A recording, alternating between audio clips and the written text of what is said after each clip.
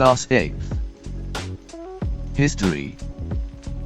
The modern period. A tick. The correct answers. 1. Historians have divided history into ______ periods. A3B4C2D5. 2. This century is generally taken as the beginning of the modern period. A16th B17th C18th D19th. 3. They introduced the culture of recording everything. A. British B. Mughals C. Delhi Sultans D. Cholas. 4. Diaries and accounts of pilgrims are examples of A. Official records, B. Survey reports, C. Indigenous records, D. Foreign records. B. Right, true or false. 1. Dates in history are not linked to events. False. 2. Colonization and urbanization are two of the many defining features of the modern period. True. 3. Interpretation differs in history. True. 4. Official records are archaeological sources. False. C. Give short answers for the following questions. 1. What is history? How has the study of history evolved over time? I. The study of changing patterns in society is called history. 2. The study of history has evolved over time. 3. Earlier, it revolved around the life of powerful people. 4. That is, the study of history was more personality-based. Today, however, history revolves around common people, their lives and their ideas. 6. It has, in other words, become a study of how societies and economies change with time. To list the defining features of the modern era. Why do Indian historians not want to call the British rule in India a modern period? I. Some of the defining features of the modern era are scientific progress, industrialization, colonization and urbanization. 2.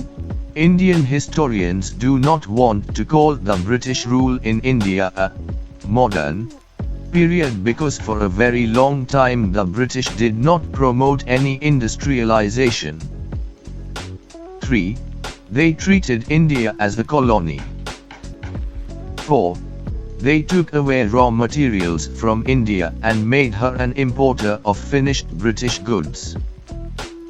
3. What are the literary sources for the modern period?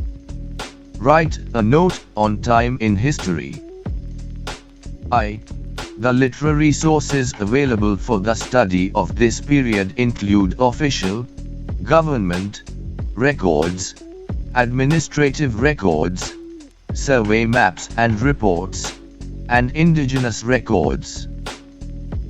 2. In history, a span of time is more important than a specific date. 3. It is because while dates can be assigned to political events, the same does not hold true for social, economical and cultural events and processes. 4.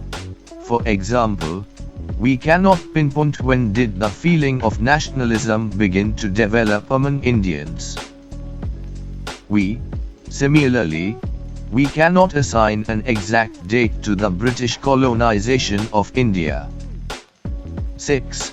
To put exact dates to historical events would be to defy the very nature of the subject.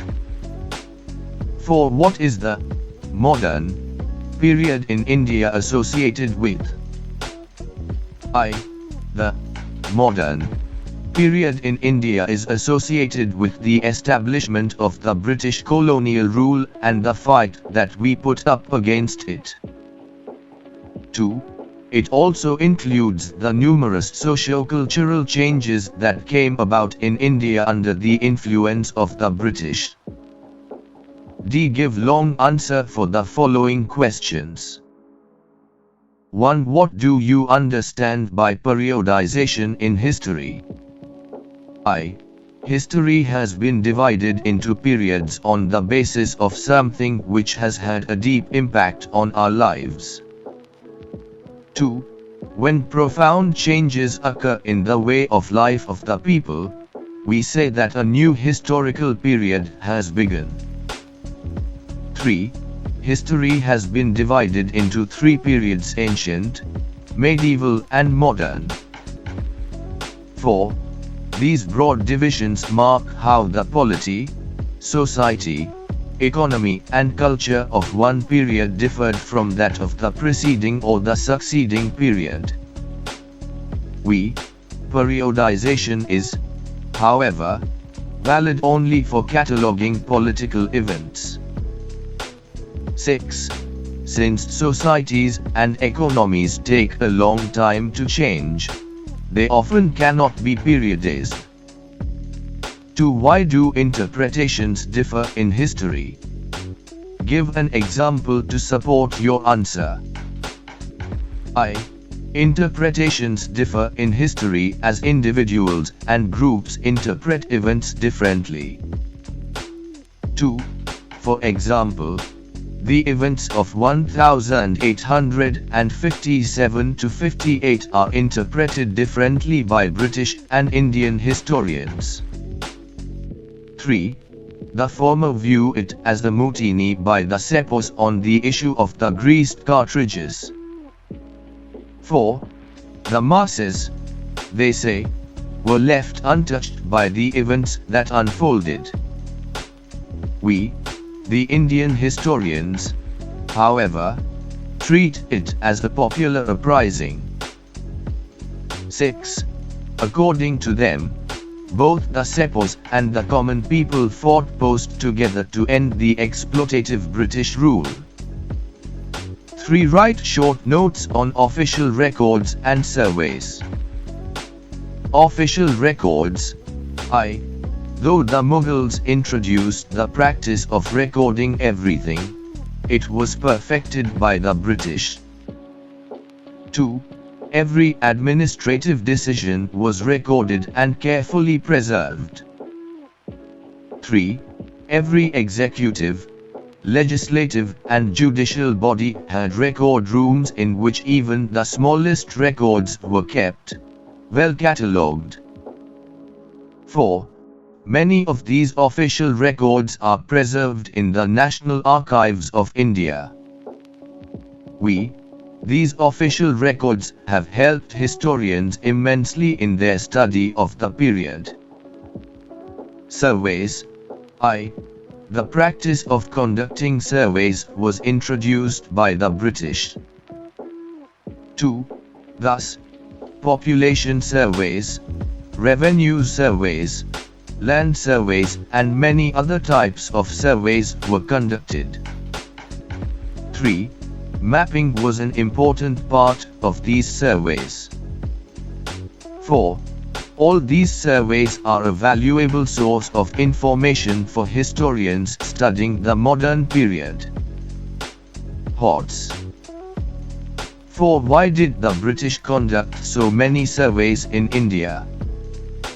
The British conducted surveys in India in order to understand the country better.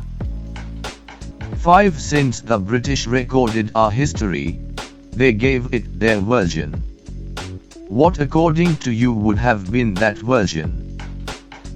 The British version of history would have been a biased one. G1. Ancient. 2. Medieval. 3. Modern. 4. Medieval. 5. Ancient. 6. Ancient.